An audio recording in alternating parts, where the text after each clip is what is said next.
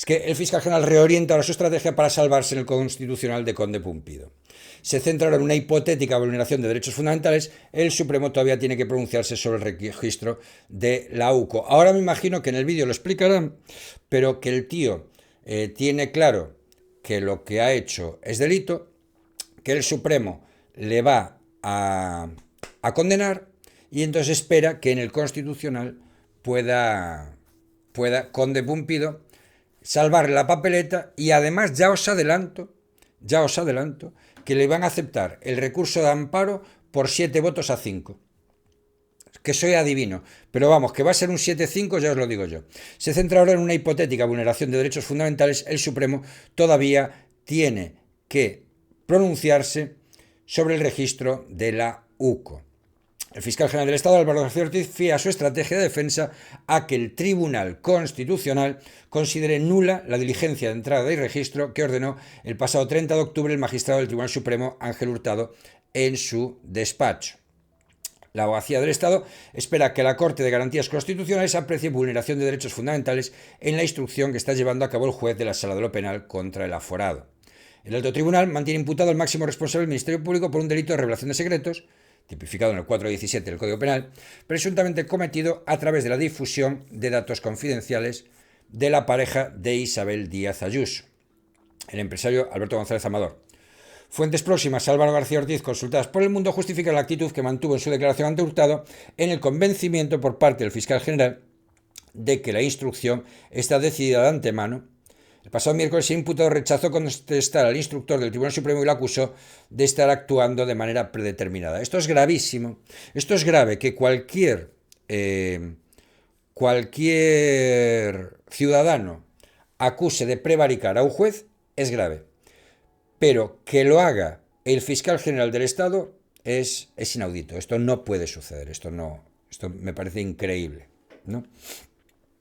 En fin, además, el máximo responsable del Ministerio Fiscal pronostica que tendrá que sentarse en el banquillo de los acusados porque el instructor de la Sala de lo Penal está ignorando los contraindicios que obran en la causa y porque además no está pudiendo ejercer su derecho de defensa con todas las garantías. Hombre, a ver, ¿no?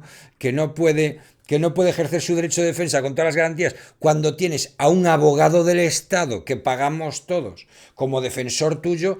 No sabría decirte, chico. Esta línea de defensa, común entre los investigados, pero insólita al ser asumida por una autoridad como el fiscal general del Estado, ha sido muy criticada en las últimas horas por miembros de la Fiscalía que la enmarcan dentro de la estrategia del lawfare desplegada por el gobierno de Pedro Sánchez contra los jueces y de deslegitimación del Poder Judicial.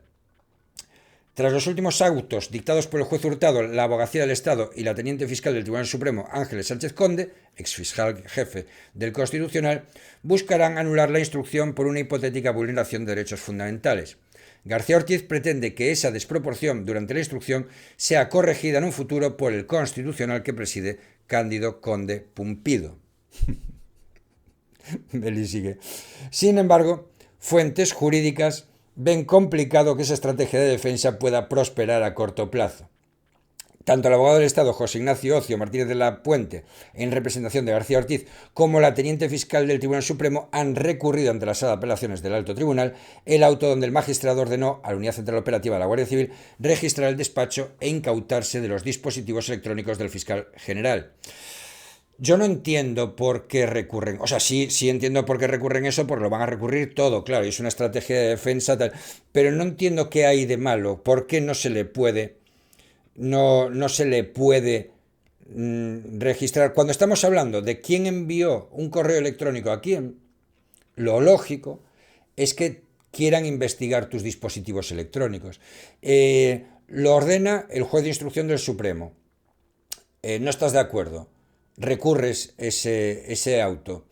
Va a la Sala de Apelaciones del Supremo. La Sala de Apelaciones del Supremo te dice que es una medida proporcional. Pues chico, no sé.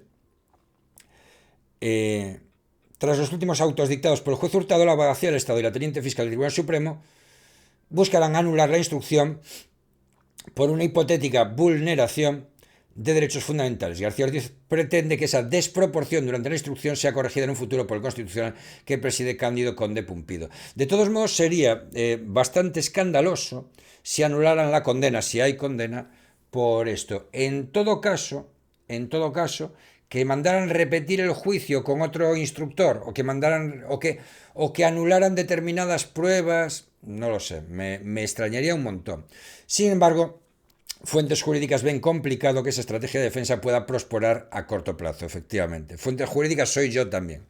Tanto el abogado del Estado José Ignacio Ocio Martínez de la Puente, en representación de García Ortiz, como el teniente fiscal del Tribunal Supremo, han recurrido ante la Sala de Apelaciones del Alto Tribunal el auto donde el magistrado ordenó a la UCO registrar el despacho e incautarse los dispositivos electrónicos del fiscal general.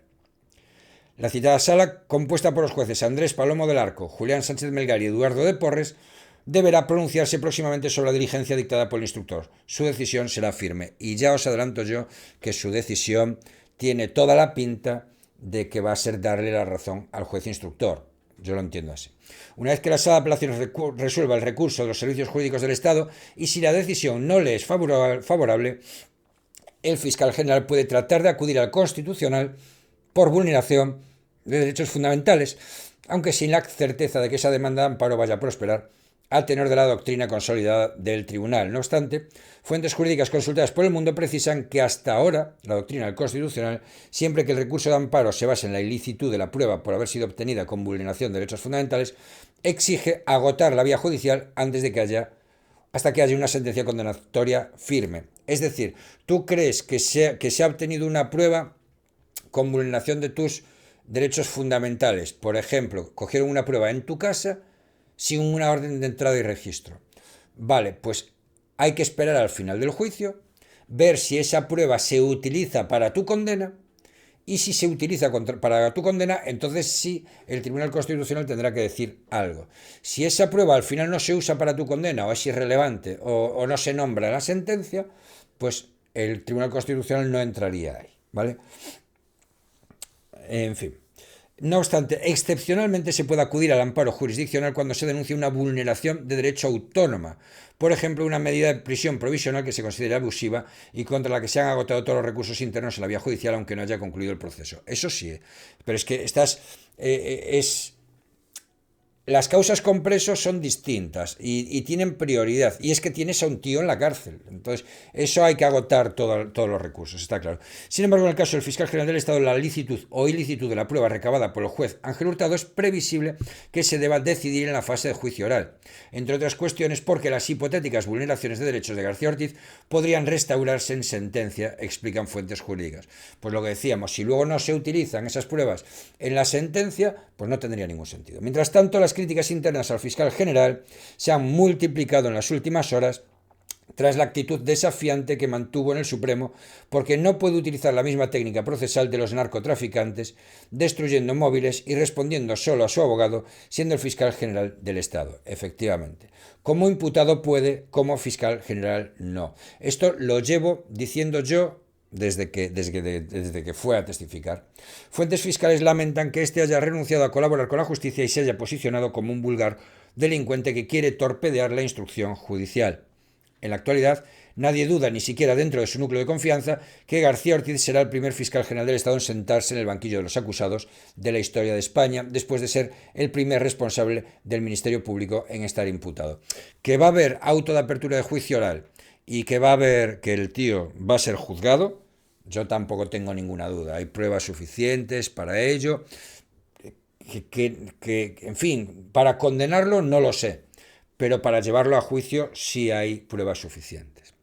En fin.